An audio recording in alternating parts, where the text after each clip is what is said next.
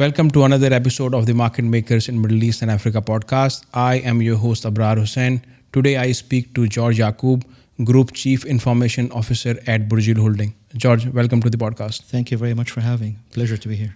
George, a very successful career and in healthcare. Tell us about your story. I'm going to give you a short version, but I've started my career in healthcare IT over 30 years ago in the US.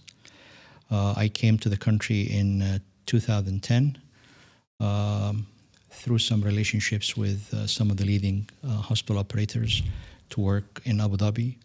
I've been here since then, and I recently joined Burjeel Holdings as of about 3-4 weeks ago as the Group Chief Information Officer. I worked in healthcare IT for many years in the US. With large healthcare service providers / cancer research centers and education hospitals. I worked with many of the key or main vendors of electronic health records in the industry. And of course, the foundation of all that is the technology and the infrastructure, all the major players, Cisco and Microsoft and others, and so on. So it's been a nice run, and I'm very happy to be here. Yeah, perfect. Thank you, George. Now, you are the CIO of Burjeel Holdings. Tell us something about Burjeel Holdings. What's the kind of the grand mission, vision, and what is Burjeel Holdings? In a simple way, I think the way I would describe it is Burjeel Holdings like to provide high-quality healthcare to all patients, regardless of which setting or which part of the country or which area we are serving, cost-wise or profit-wise is not really the issue. The issue is to provide the best healthcare services and to become actually the attractive, favorite location for care delivery that patients would seek. Mm-hmm. Perfect. Now let's talk about healthcare, and as you have spent time in US and, different places. How do you see healthcare in Middle East, and how do you see it different from US or maybe from developed countries, from both the patient perspective, the kind of healthcare services you have here? So give me a bit of a overview on that. I think healthcare in the Middle East is in a unique situation because the environment is fairly young, unlike European and US North American setup, where you always have legacy systems and legacy operations to deal with. So the appetite is big, and the ability to invest in the right technologies to provide the best combination of care, technology, providers is available. And that's what is driving someone like me to stay in the business and stay in this region, to offer as much as I can, and to also learn and to achieve good things for patients in general. Mm-hmm. And as a CIO of Burjeel Holdings and a large healthcare setup, what are your key responsibilities and challenges in this dynamic environment? Not much. Maintain patient records safe and secure. Make sure that caregivers have access to the patient's information 24 hours from wherever they need it to provide the right care. Make it a very positive experience for the caregivers, our colleagues, and more importantly for the patient. We always try to make the patient's journey, as we call it in the healthcare facility, as fast and as smooth and as pleasant as possible. Many ways to do that, with always improving workflows, introducing new technologies. Some of them are very complicated, some are very simple, but that's what we always try to do. Patient safety and securing patient data is definitely are definitely on the top of my mind and everybody else's mind in the organization. Mm-hmm. Now, digital transformation is playing a key role in, I think, almost every organization. How has digital transformation shaped Burjeel Holdings or will shape Burjeel Holdings? And how do you see it improving patient experience, improving operational efficiencies? So how do you see that from Burjeel Holdings perspective? With advancement of technologies and what's available now, I mean, if you compare it to how it was a few years ago, a lot of manual operations, a lot of paper operations, not a lot of processes that are very time consuming and resource intensive are automated. All of these things, when you implement the right technology with the right training and get people used to them, add a lot of efficiency. And the efficiency here is you're saving time for the clinicians and the caregivers to spend more with the patient, to see more patients or to spend more time with the same patient. So definitely the transformation includes implementation of new technologies, such as the case here with Burjeel. They made a huge investment recently to implement a new electronic health record, and that's one of my main tasks. We're also looking at implementing new technologies, as we said, whether it's mobile application services or patient portals or equipment in the exam room or in the operating room, or wearables for patients to monitor their cases and so on. All of these improvements are being implemented to make the patient journey easier, more efficient, faster, and to also provide the best care that we can for the patient. Mm-hmm. Now let's talk about general healthcare. How do you see the tech is changing the healthcare in general, and how do you see what impact will tech have on healthcare in coming years with the advancement on technology in different spheres? Well, technology is the main driver, and technology is the key, in my opinion. Of course, I'm biased, but practically speaking, anything that is being implemented or used in a healthcare facility today is technology-based. And for that reason, the technology has to be reliable, has to be scalable so it can grow and accommodate expansions, and it has to be secured, because all of that together will be driving what we do. Technology is always changing. There are new things that are coming almost every week, every month, and we're trying to implement those technologies that would be applicable to us, that would be reliable enough for us to implement and to embed into how we operate. And we also try to take advantage of new technologies in the form of establishing a small proof of concept to try some new application, to try a new service, to try a new device. And in most cases, we have clinicians pushing us and leading the way to say, we saw this new technology at an event, we know from a colleague, let's evaluate it. So we also try to bring in all these advanced technology and see what is compatible with our environment, what is secured, and what we can bring in to improve the experience for both the patients and the caregiver. Mm-hmm. And what trends you see? What are the common trends that you're seeing in healthcare industry, both on the patient side, on the caregiver side, and how do you see it's changing the experience of both? Of course, the new trend that has been around for a few months, and I'm not sure how long it will stay, but it will stay for a long time, is the AI. And we see AI already in many aspects of our lives in general as humans. Definitely in healthcare, there are many applications, and just to give you some examples now, there are AI solutions in imaging, for instance. So they can look at image and identify some abnormalities that you direct the attention of the radiologist or the caregiver or whoever is reviewing the image to that area.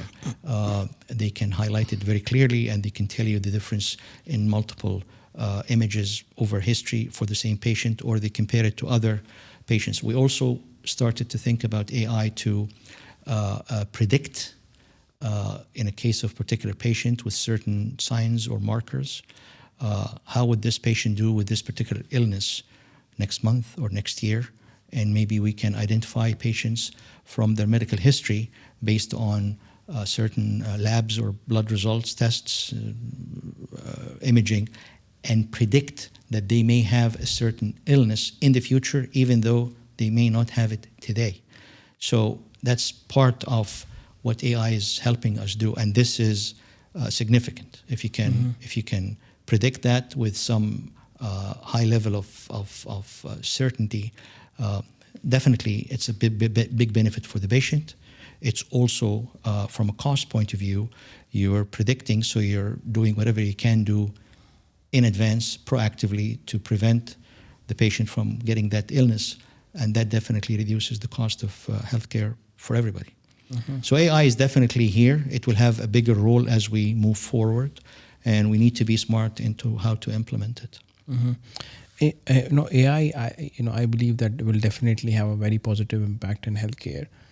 How do you see with these advancements, AI, data, and new technologies? How do you balance the benefits and at the same time make sure that it's secure, patient data is protected, it's accessible, it's easy to use? So how you manage that balance?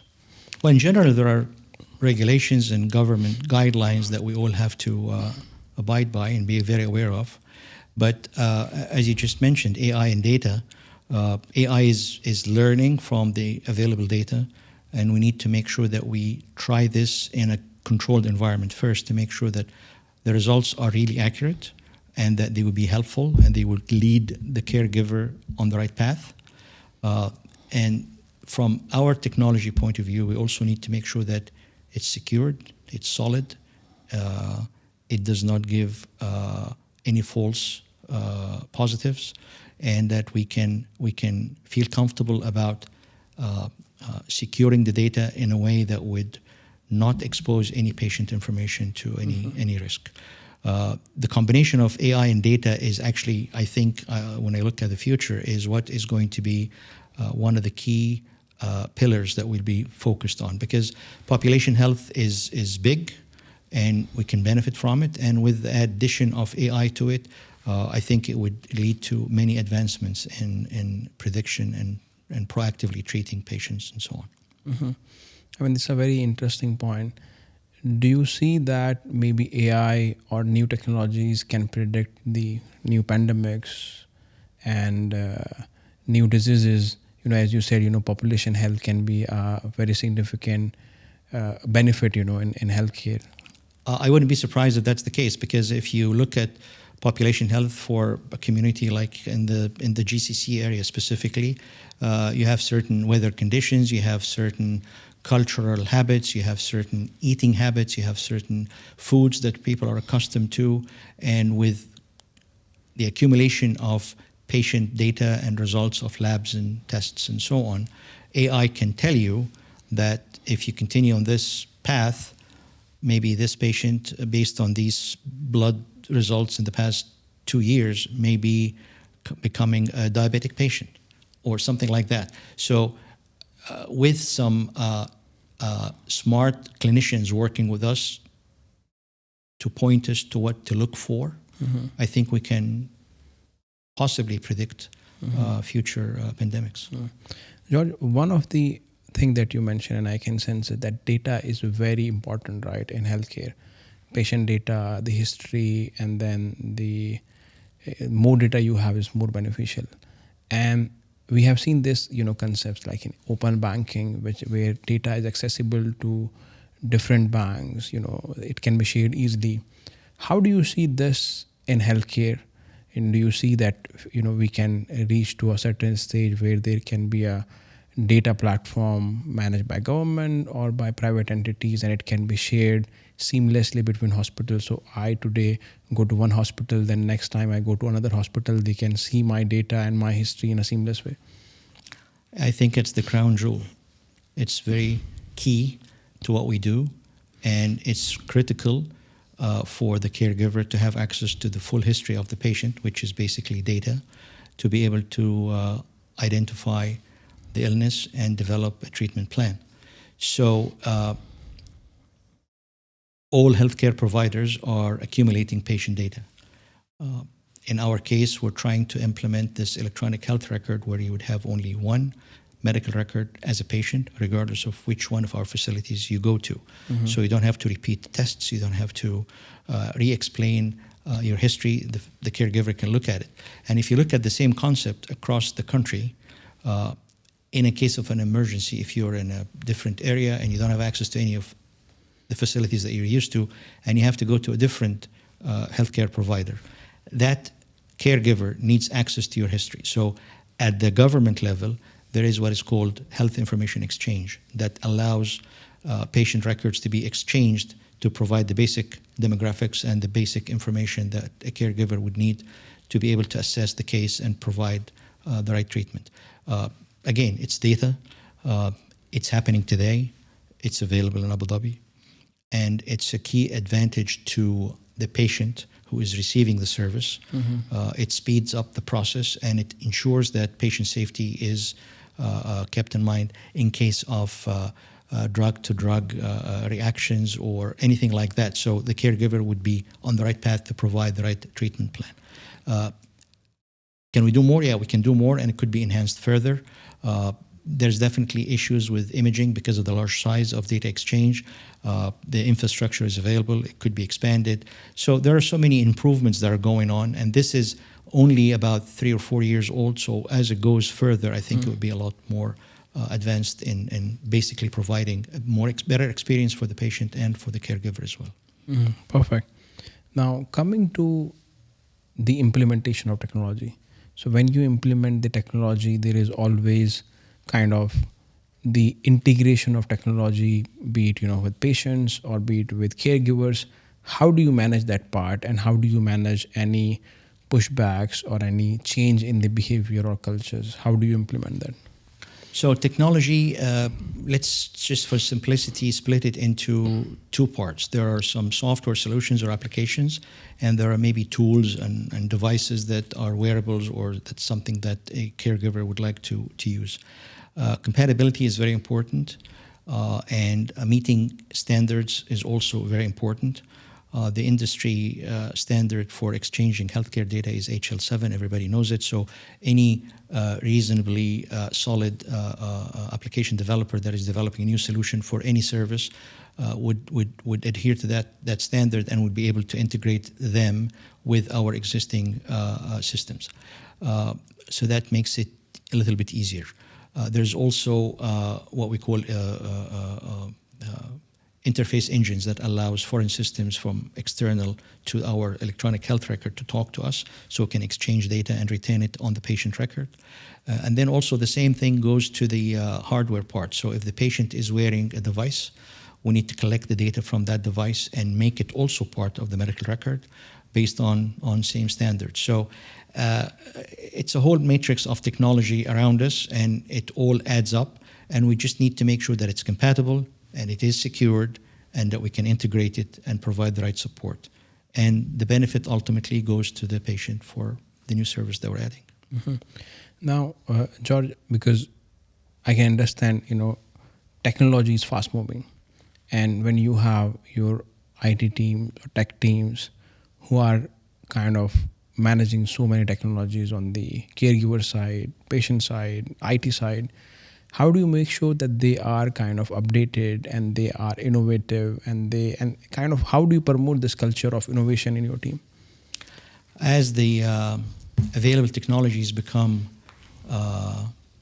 available and as the domain that we work in becomes bigger, you would have to start to have some specialties and some people to focus on certain areas. So we develop subject matter expertise in certain areas. A database person who is a real good analyst of data needs to continue on that path and further enhance his or her knowledge in that area. An application developer, an interface engineer, infrastructure, and so on. So you have to develop these specialty skills and provide proper training. Try to always keep them focused on what they're doing and working as a team. So it becomes not a challenge, but it becomes a key task for leadership to really make sure that you have the right teams working together to make sure that you ultimately get to the end result, which is to integrate whatever the new technology is, whether it's hardware or software, into your overall setup to benefit both the patient and the caregiver. Now, George, coming to accessibility of technology, right? One is managing the change management, but at the same time making it accessible. For example, if you have mobile apps or if you have anything else, both the caregiver and the patient can use it smoothly. So how do you kind of strike that balance that, oh, I'm implementing the technology, or what advice will you give to other CIOs or techies that how should they make sure that it's accessible, and how you can assess this before you launch a product?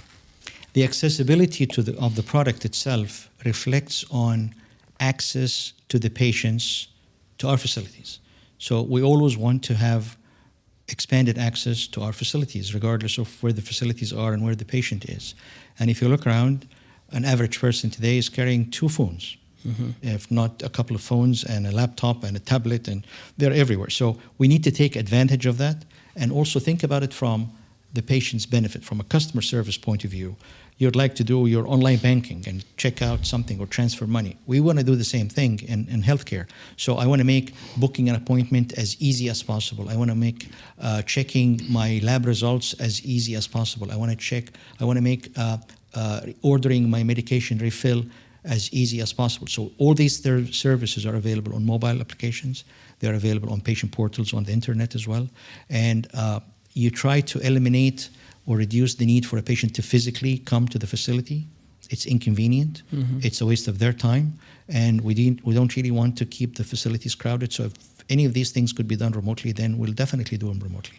As well as now we're looking at innovations in the areas of teleconsultation, where you can remotely get checked by a physician through some setup. You walk into the booth and it takes all the vital signs, and on the other end, the caregiver is monitoring what's going on, and you have a dialogue.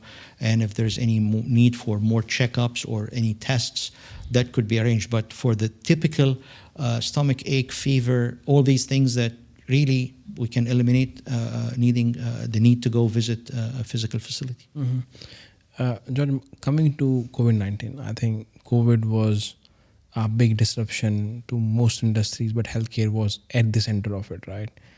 How did COVID change the healthcare, and what impact it had, which is kind of permanent, and it just changed it? It was really disruptive.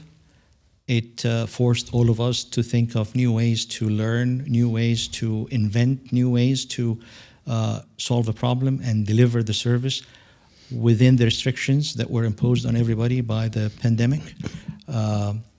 And that definitely helped us, and we're still benefiting from it, and we're still advancing or developing or evolving some of those solutions that were developed in a rush to meet the needs of the pandemic. So definitely the remote consultation is one of them. All the online services that most of them were at a very early stage or maybe not available earlier are results of that. Also, the patient doesn't want to come to the hospital or to the clinic every time there is something. They feel something. They need better services. They got used to the comfort of asking for the service from the comfort of their homes. So we want to do as much as possible of that, and that is, I see it as a benefit. And as long as we're utilizing new technologies that become available to facilitate all these things, we'll continue to do it. So definitely, the pandemic was a big reason for some of the advancements that we're seeing today. I think one of the things that started and it picked up really well was the telemedicine and remote healthcare. Do you see that this will continue and this will have significant benefits to maybe the remote population or the people who doesn't have access to the facilities?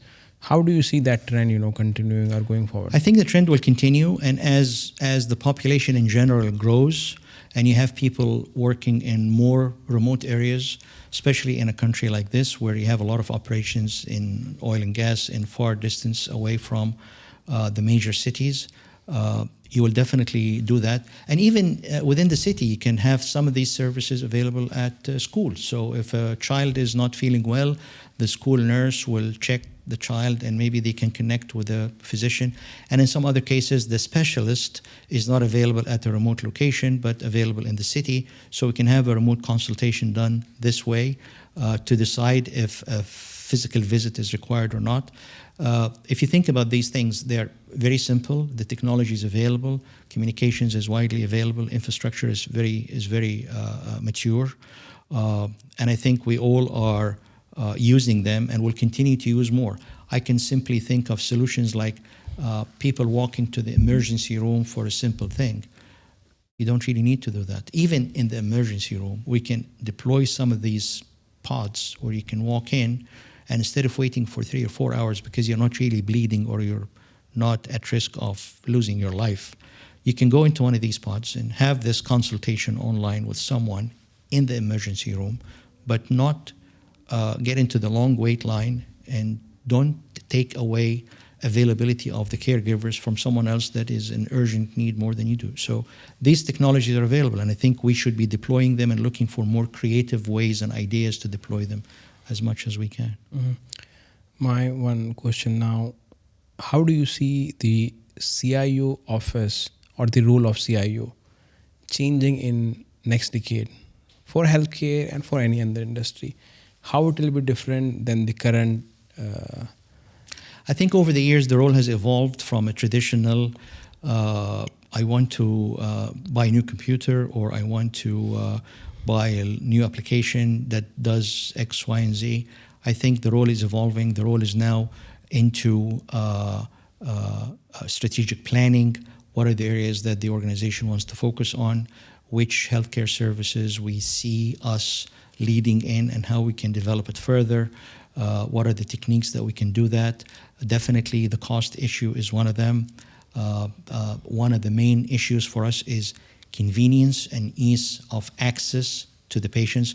So all these things take the CIO from a typical IT person into more of a marketing, finance,